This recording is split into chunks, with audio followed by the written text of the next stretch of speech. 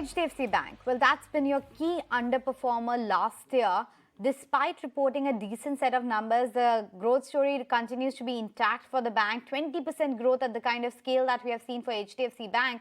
But maybe it's the overhang of the merger that has the street a bit divided. And that's why we are seeing that it's not outperforming despite the banking index doing quite well last year. What could drive the re-rating further, and what is at the moment that is working for the bank?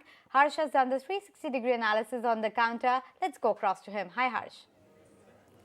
Hi, Anisha. First, before that, let's try and break down how HDFC Bank looks, right? I mean, you're seeing an absolutely flat graph if I look at it all the way from February of 2021 all the way up until now. So it's virtually done nothing over the last 2 years. But what have results told us over the last 2 years, right? And I'm going to try and bring up the first up is going to be the advances number, which is credit growth. It's gone up by 40% from 10.8 lakh crore. It's gone up all the way to over 15 lakh crore now. So a almost 4.5 lakh crore jump in terms of the advances, and really solid growth, 40% higher versus the same time 2 years back where the stock has done absolutely nothing from. So stock has done nothing, advances up 40%. That's my point. The second piece being the deposit side. The deposits have in the same period of time grown 36%. So you're seeing advances as well as deposits growing at a healthy clip, 35+% on over a 2-year period. Third, the net interest income, again, largely similar line, up 41% over that 2-year period. So really solid growth in advances coming straight onto profitability. That also has gone up 39%.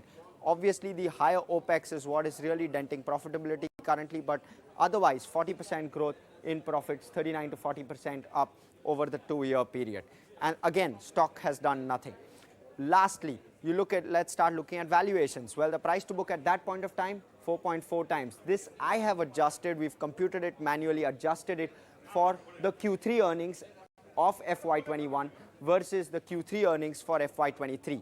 So at that point of time, 4.4 times price to book, currently 3.2 times. Let's look at the average price to book that typically we've seen. But prior to that, the 5-year average price to book of HDFC Bank was 4.2 times, and the 5-year range has been between 2.5 to 6.5. So it's on the lower end of the range.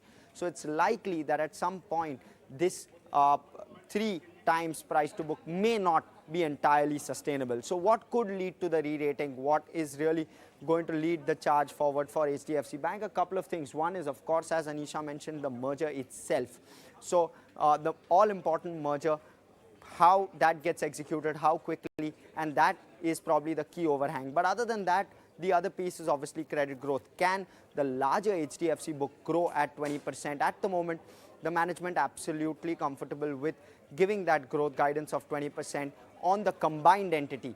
But whether they can do it or not is what will really determine whether the bank goes ahead and does it. And of course, then there are other guidances which have been made, and hopefully they stick to that. And maybe that could lead to the re-rating in HDFC Bank.